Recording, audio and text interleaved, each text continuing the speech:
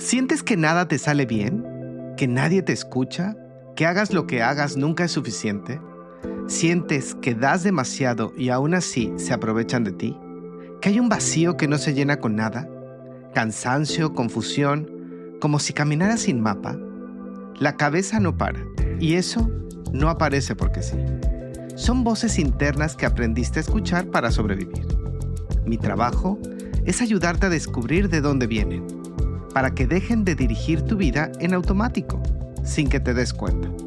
Si algo de esto resuena contigo, entra ahora a seryoga.org/arquetipos y empieza a mirarte con más claridad. ¿Qué pasa cuando creces sintiéndote diferente? ¿Qué ocurre cuando el amor parece depender de encajar, de gustar o de adaptarte? ¿Y si el camino hacia tu identidad comenzara mucho antes de lo que imaginas, en tu propia niña interior, en tu propio niño interior? La infancia no determina quién serás, pero sí marca las preguntas que pasarán toda la vida buscándose responder. Te queremos dar la bienvenida y como prometimos el episodio anterior, hoy continuamos mirando una historia que, aunque parece fantástica, habla de algo profundamente humano. Wicked.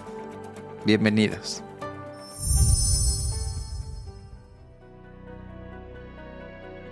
Si quieres un cambio, comienza en la raíz.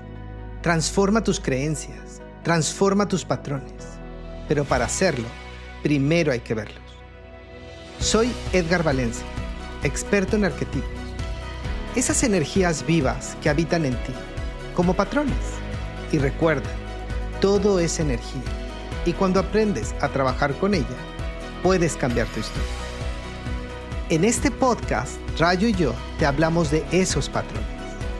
Cambia tu patrón y con ello la historia.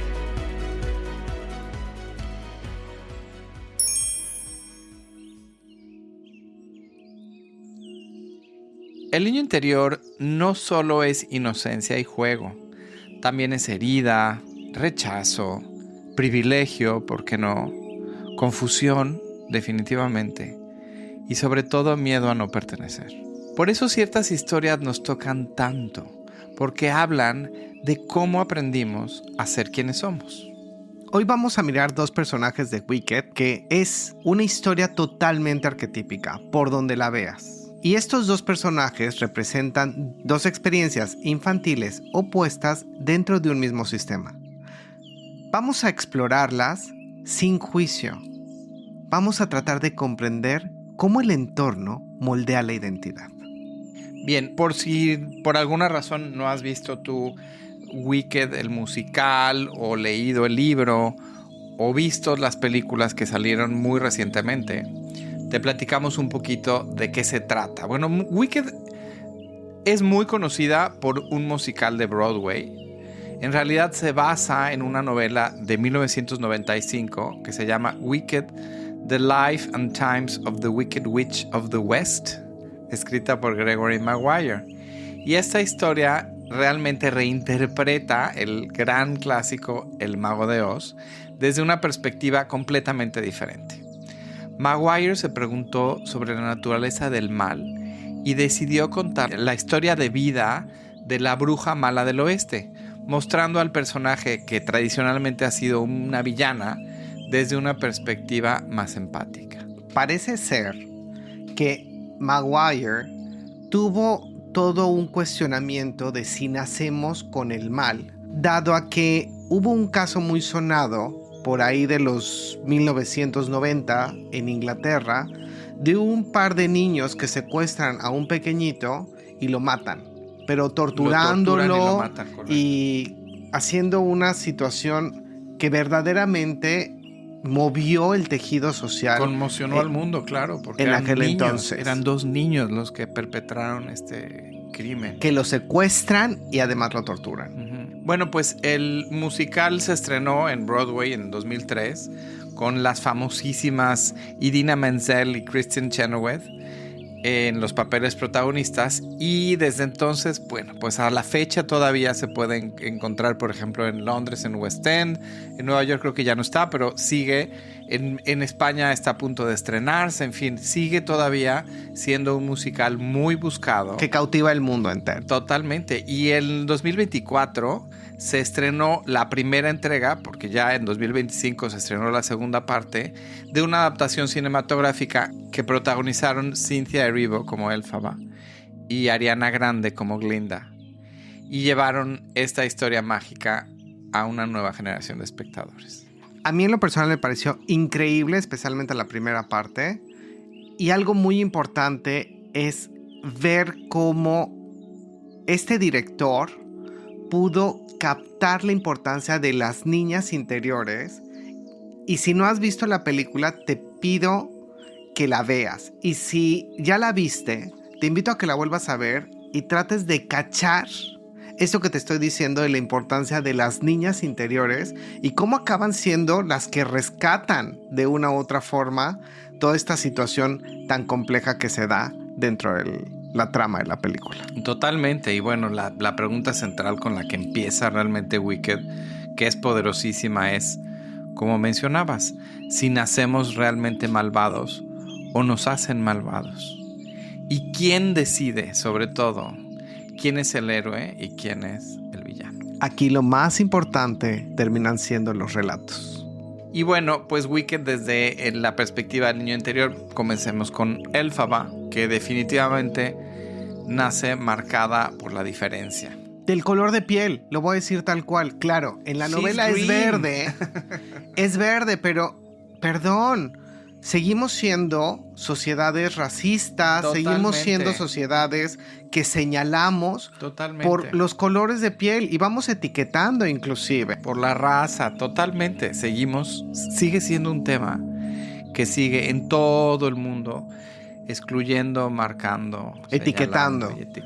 Y aquí en este caso, pues al ser verde, que es muy evidente, es etiquetada y por supuesto encajada en algo no está bien con ella. Y el padre la rechaza. Pero aquí hay algo muy interesante.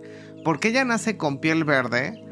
Porque la madre, sí, eso sí lo sabemos, consume un elixir verde durante el embarazo. No sabemos exactamente quién le da este elixir, aunque te puedes ir dando una idea.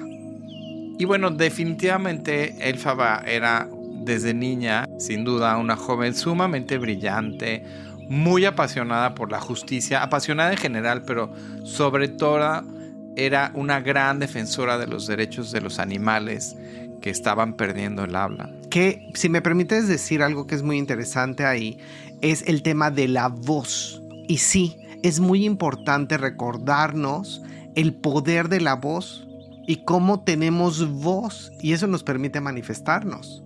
Es muy profundo el tema de la voz. Totalmente.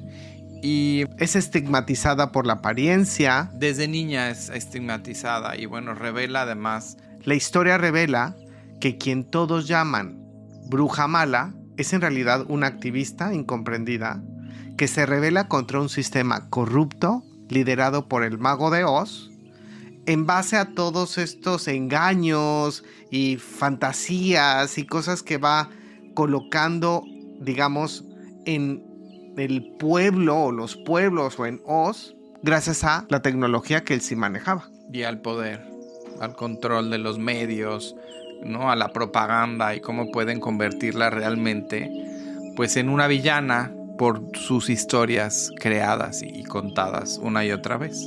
Elphaba sí nos confronta con una pregunta importante. ¿Quién decide quién es malvado? Su historia es un poderoso recordatorio de cómo la propaganda y el poder, como bien dices, pueden transformar la esencia y distorsionar la realidad. Y eso nos pasa en nuestro mundo interno también. Por ejemplo, en Sombra, todo este tipo de rechazo, especialmente este rechazo temprano, estamos hablando de la infancia, del niño interior, va a generar heridas muy grandes. Porque por lo general hay mucha humillación. Y sí te invito a que explores por ahí. Porque la sensación de ser no adecuado, de ser defectuoso, de ser diferente, va a crear un tema de exclusión, de falta de pertenencia, que es muy importante en el desarrollo saludable del niño. Y por supuesto, dentro de tu propia familia, tú quieres sentirte seguro, evidentemente. Y ahorita me vino porque hay una frase que he escuchado mucho de, bueno, y además los niños son muy crueles.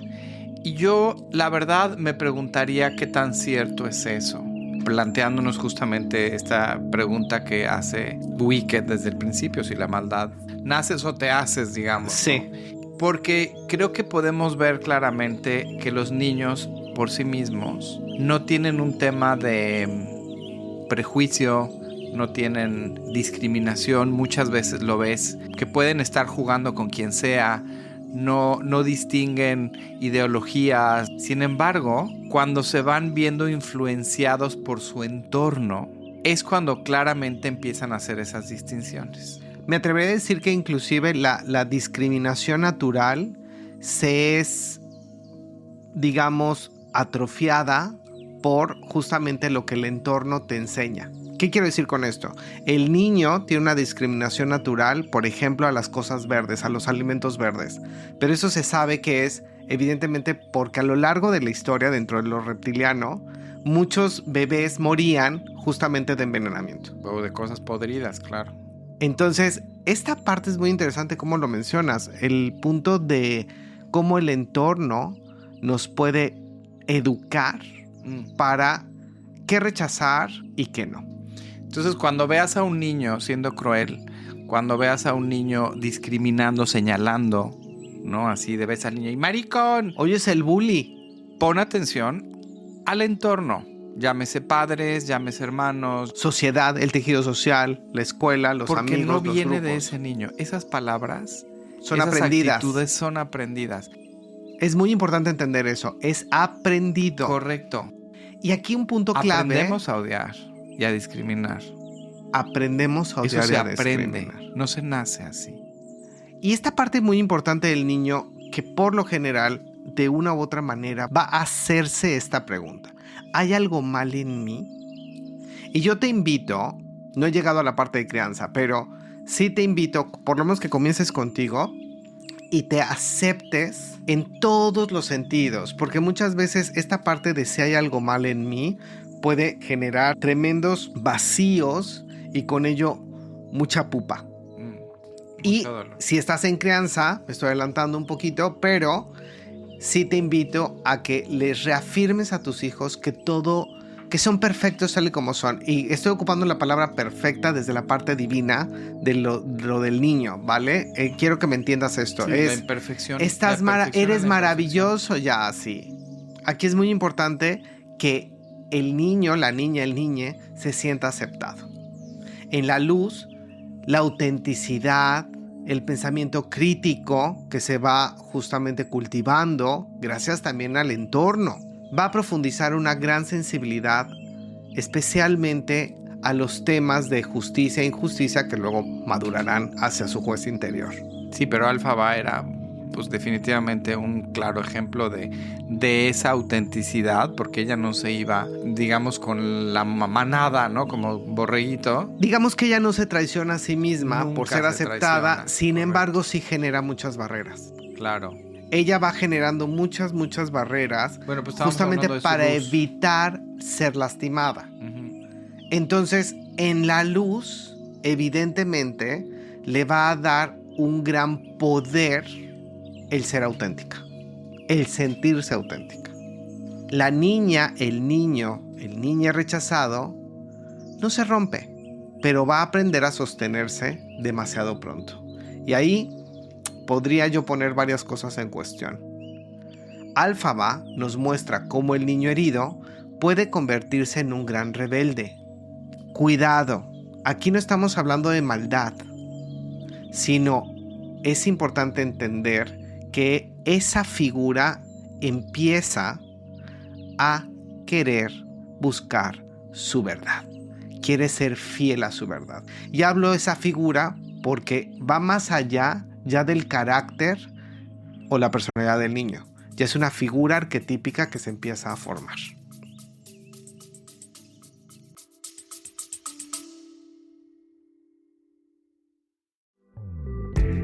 Si al inicio del episodio algo de esas voces te resonó, sentirte insuficiente, confundida o cansado de repetir lo mismo, escucha esto. Esas voces no aparecen porque sí.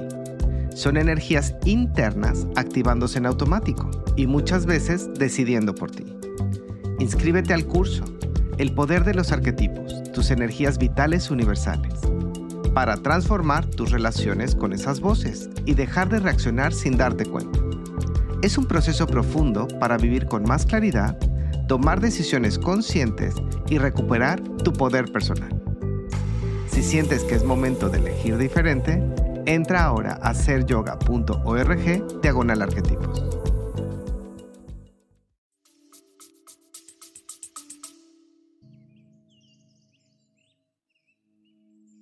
Bien, hablemos ahora de Glinda o Galinda. Me gustaría comenzar con algo. A pesar de que los privilegios no los ven, se dice que los privilegios no los ven o no los vemos los privilegiados, Glinda o Galinda sí tiene una gran capacidad de ver sus privilegios, moverse con ellos y manipular desde ahí. Totalmente, porque Glinda crece desde el privilegio. Definitivamente es bella, es popular, es querida y es completamente aceptada y validada por todo su sistema, por todo el entorno. Muy narcisista. Glinda, que originalmente se llamaba Galinda, después se convierte en la bruja buena del norte, en el universo de Oz. Es a la que conocemos como la bruja buena del norte, en el Mago de Oz. Este es el origen, Galinda. Y es representada siempre con tonos rosas, es una joven muy carismática, muy popular, caprichosa, le cumplían todos sus caprichos. Insisto, sumamente narcisista y manipuladora. Perdón, te interrumpí porque decías que es sumamente superficial, claro, es muy superficial. Y bueno, además ella entra a la Universidad de Shiz con un gran sueño de ser, bueno... Una gran hechicera. Pero ella sabía que no tenía estos dones, que no tenía estos talentos. Tendría otros, que eso ya está en cuestión para ver qué interesante es esta fortaleza de los niños, de las niñas interiores, porque claro, hay grandes talentos también en Galinda. Claro, pero ella, dentro de esos es justamente su sensibilidad y su buen ojo, porque ella detecta eso en Elphaba, inmediatamente sabe que tiene esos grandes poderes y que quiere que ella aprender no tiene, de ella. Que ella no correcto. tiene. Y bueno, pues encarna este arquetipo de esta niña privilegiada. Sin embargo, su transformación realmente ocurre cuando sí se hace amiga de Elphaba, porque es cuando la confronta con su propia oscuridad. Es la primera persona que realmente la confronta y la hace contactar su sombra. Hace un mirroring, sí, como se le conoce hoy. Sí. O sea, le da un espejo muy interesante a Galinda Elphaba. Y bueno, en la historia, sin hacer ningún spoiler, pero sí, Glinda pues sí se enfrenta a una prueba sumamente dolorosa para ella, que es elegir entre seguir su conciencia junto a su amiga o quedarse siendo amada y validada y admirada por este sistema. En un sistema corrupto, en un sistema donde ella iba a terminar por traicionarse. Sin embargo, el deseo, o sea, ese deseo donde ella se quería colocar, sí se lo permitía. Sí, claro. Y además ella sabe la verdad de Elphaba. Y a pesar de eso, pues decide convertirse en esta cara pública de lo bueno de este mundo de Oz. Llena de mentira. Totalmente. Entonces sí, su historia nos muestra que muchas veces el verdadero sacrificio no es el de quien huye, ¿no? Sino de quien se queda cargando con esa sombra, cargando la culpa de no haber sido lo suficientemente valiente o de no ser auténtica. Y aquí la factura es grande cuando te traicionas a ti mismo. Entonces háblanos de la sombra de Glinda. Pues en sombra este tipo de figura, este tipo de arquetipo va a necesitar una constante aprobación. Todo Por el tiempo. consiguiente, Linda está pidiendo todo el tiempo aprobación. muchas veces el tema de voy a hacer todo lo necesario para que me aprueben, la línea es muy delgadita. Tiene muchísimo miedo de no ser amada, de no ser querida, de no ser parte de algo, de desagradar. Siempre está con soy perfecta y con esta sonrisa desde el soy perfecta y con esta construcción desde el soy perfecta. Es una tremenda sombra, ¿eh? Quiero, por favor, resaltar en eso. Porque a mí me sorprendía en el cine ver a niñitas súper motivadas por Galinda. Uh-huh. Y en la de Popular, que es una canción muy popular, evidentemente, bueno, bailaban, cantaban, brillaban, todas querían ese cuarto, ese closet, ese no sé cuánto. Y verdaderamente hay una gran sombra ahí. Terrible, porque además cada paso, literal, cada paso es fríamente estudiado para verte mejor, para ser aceptada. Y de eso a caer en el convertirte en un producto de tu entorno o de la sociedad. Claro, porque aprende que pertenecer es más seguro que cuestionar. Totalmente. Que validarse a ella misma. Que evitar traicionarse a ella misma le va a dar más poder. Es que te pierdes. O sea, para mí, desde mi visión, en realidad te pierdes quién eres realmente tú. Por ser quien el otro quiere que seas. Que además el otro o lo otro pues es un monstruo sin cabeza. Una construcción o de 1000 cabezas. O de 1000 que cabezas. Te puede devorar, que también es un ser mitológico. Pues en Luz, aquí vamos a ver una gran capacidad de evolución, de crear conciencia, una conciencia progresiva, lo que le llamamos un continuo de conciencia, un reconocimiento del otro, de poder ver al otro, el dolor ajeno, ver la situación, que las historias por lo general tienen más de una sola narrativa. Que es bellísimo cuando ves en la película esa transición, ¿no? Cuando ella logra pues hacer esa toma de conciencia y reconoce el dolor de Elphaba. Correcto, y un gran despertar hacia la verdad y cómo la verdad nos va a llevar a lo más genuino y nos va a llevar a nuestras grandes elecciones, desde la verdad en la luz. No todos los niños heridos son rechazados. Algunos son amados solo si cumplen y llegan esas expectativas. Glinda encarna a esa niña que debe madurar para dejar de vivir desde la validación externa. Y si vemos de cerca, Elphaba y Glinda no son opuestas. Son en realidad dos respuestas distintas a una misma pregunta. ¿Qué tengo que hacer para ser amada? Qué impresionante esta parte del opuesto complementario y cómo acaba siendo uno, la unidad. Una se adapta, la otra se revela, pero ambas pagan un precio muy alto. El sistema siempre premia la obediencia y castiga la diferencia, hasta que alguien se atreve a mostrar la verdad. Una realidad muy potente de esta obra. Regalitos. Primer regalito. Reconoce tu lugar en tu historia. Primero tienes que entender tu historia. Y pregúntate con honestidad. ¿Me parezco más a quien se adapta para pertenecer o a quien se aísla para no traicionarse? ¿Soy yo? ¿Esto soy yo? Regalito 2. Toma conciencia. Cuando una historia te conmueva, evita sobreanalizar. Simplemente observa dónde lo sientes y qué te está pasando interiormente. Quizá parte de tu niño interior te está hablando. Tercer regalito. Evita polarizar. La polarización te va a llevar justamente a este ejemplo tan claro que tenemos de Elphaba y Galinda. ¿Por qué? Porque son polarizaciones. ¿Y qué quiere decir esto? Que vives en extremos. Cuidado, los extremos terminan por tocarse. Cuidado hoy, estamos en tiempos muy de extremos de polarización. Es importante recuperar nuestro balance y permitir la autenticidad y pertenencia, y con eso que dialoguen una y otra dentro de ti. Si estás en crianza, cuida tanto al niño diferente como al niño que quiere agradar. Ambos niñes pueden perderse si no son vistos de verdad. Frase para integrar. No necesitas cambiar para merecer amor. Decretito. Reconozco mi historia infantil con amor y conciencia. Honro lo que fui sin quedarme atrapado en ello. Hoy elijo ser fiel a mí sin dejar de pertenecer. Cuando comprendemos estas historias, dejamos de dividir el mundo en buenos y malos. Toda infancia, toda niñez necesita presencia. Evita etiquetar. Si esta historia tocó algo en ti, no es casualidad. Es una invitación a mirarte con más ternura. Sanar al niño interior es dejar de juzgar cómo aprendimos a sobrevivir.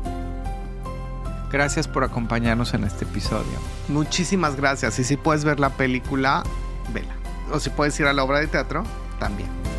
Y si resonó contigo, por favor, compártelo con alguien que esté listo para mirarse con más verdad y menos dureza. Por favor, suscríbete, dale like. Escríbenos también si te pareció algo interesante de este episodio. O si quieres que abordemos algún punto o algún arquetipo. Nos escuchamos en el próximo episodio y te dejamos un gran abrazo verde, verde, verde. Un abrazo verde y rosa. Gracias por escuchar tus relaciones arquetípicas. Si este episodio tocó algo en ti, suscríbete al podcast y compártelo con alguien a quien le pueda llegar al corazón. Y si quieres profundizar en ti y transformar desde la raíz, regístrate a la Masterclass gratuita sobre los 4 arquetipos vitales en masterclass.seryoga.academy y recuerda, cambia tu patrón y cambiarás tu historia.